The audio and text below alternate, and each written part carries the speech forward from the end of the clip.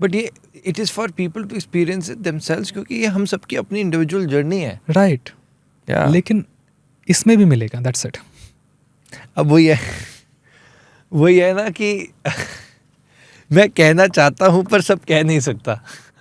अक्सर लोग कहते हैं जब श्री यंत्र बनाया जाता है तब बिजली, घर की इलेक्ट्रिसिटी चली जाती है, ये सब होते हैं रियल में फिनोमेना? नहीं,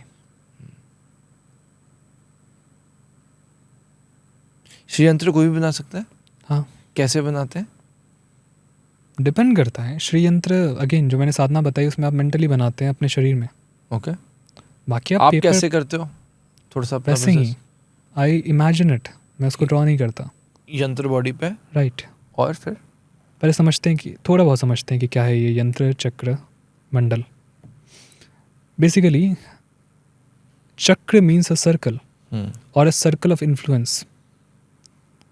तो ये जो है ना देवी का राज्य है इन अ वे, ये देवी का वर्ल्ड है, उसके सेंटर में देवी है। ये जो पूरा वर्ल्ड है वो श्री यंत्र है, and it is her circle of influence, तो इसीलिए वो उसको चक्र कहा जाता है। मंडल का भी यही अर्थ होता है। मंडल मीन्स अ सिस्टम, जैसे सौर्य मंडल, सोलर सिस्टम, तो वो सन का सिस्टम है। सन के अराउंड वो रिवॉल्व करता है, तो वो देवी के अराउंड रिवॉल्व करता है। तो आपका पूरा लाइफ आपके अराउंड रिवॉल्व करता है, तो अपने आप को रिप्लेस करके वहाँ देवी को रख दो। This is the entire concept of चक्र। जो इनर मोस्ट कोर है वो सुप्रीम ट्रूथ है, सत्य, और जो आउटर मोस्ट कोर है वो है धरती, वर्ल्ड। तो वर्ल्ड से हम कैसे अंदर जा रहे हैं? मैं फ़ोन में भी खोल लूँ हाँ श्योर। श्री यंत्र ना, थोड़ा और इजी होगा समझना। अगर आप देखते हैं इस यंत्र को तो इसके कई सारे, सबसे पहले सबसे बाहर अगर आप देखें तो एक स्क्वायर है। ये जो स्क्वायर है ना ये धरती का प्रतीक है, जो अर्थ एलिमेंट है। ये वाला जो स्क्वायर है ना, राइट। ओके, ये जो स्क्वायर है बाहर, ये अर्थ एलिमेंट का प्रतीक है। Okay, it means stability. Earth element square है क्योंकि स्क्वायर स्टेबल होता है, अगर आप उसको कहीं पे रख दो तो वो स्टेबल रहेगा। तो ये जो अर्थ है यहाँ पे आके ये चेन रिएक्शन रुक जाता है जो शिव से शुरू हुआ था। मैंने आपको 36 तत्व के बारे में बताया था ना, तो ये जो चेन रिएक्शन है जो शिव से शुरू हुआ वो यहाँ पे आकर स्टेबल हो जाता है। तो इसीलिए धरती को स्क्वायर की तरह रिप्रेजेंट किया जाता है। ओके। इसमें 4 गेट्स हैं, gates towards the higher truth.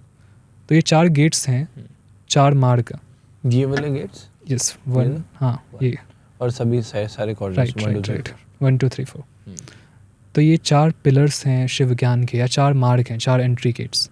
पहला है ज्ञान, दूसरा है योग, तीसरा है क्रिया, चौथा है चर्या। इन चारों से प्रवेश किया जा सकता है अंदर। चारों की अलग अलग साधनाएं होती हैं।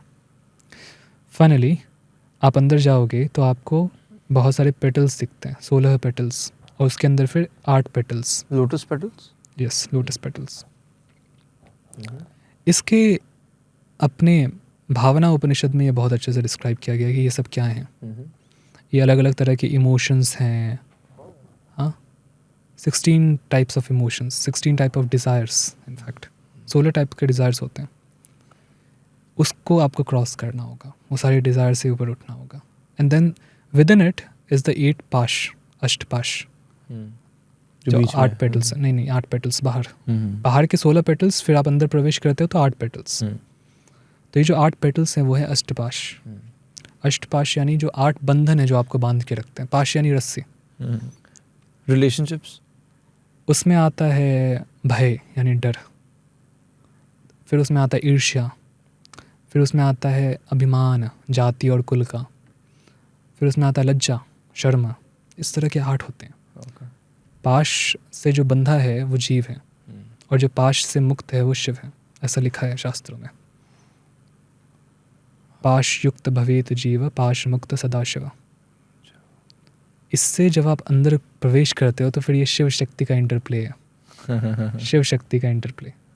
ये त्रिकोण, ऊपर वाले त्रिकोण जो इन्वर्टेड त्रिकोण है, अधोमुख और जो ऊर्ध्वमुख, inverted triangles and the straight triangles, इनका एक इंटरप्ले चल रहा है, खेल चल रहा है शिव शक्ति का।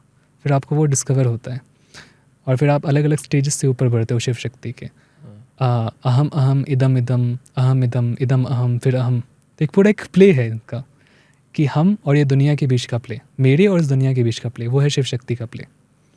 तो हम कभी दुनिया को अपने अंदर देखते हैं, कभी हम अपने आप को दुनिया के अंदर देखते हैं। It's a beautiful play. वो करते हुए फिर हम बिंदु की तरफ पहुंचते हैं, जो रियलिटी है, सेंटर, शिव या शक्ति।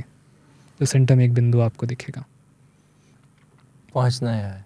हाँ, तो बाहर से चक्र पूजा में हम इस तरह से शुरू करते हैं करना। ये एक मैप है, एक पूरा आपका गाइडेड साधना पद्धति है।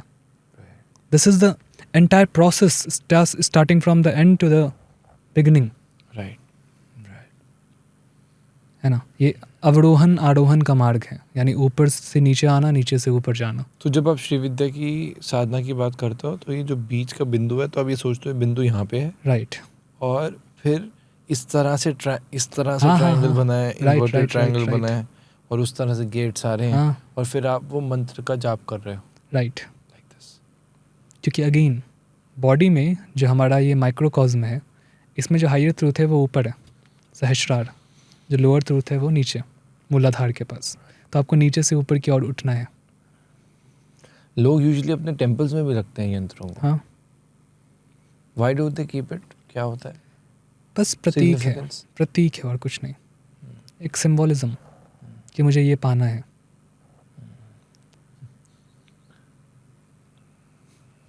जैसे बुद्धिस्ट बुद्धा की स्टैचू को रखते हैं, तो क्यों रखते हैं? कि मुझे उनकी तरह बनना है।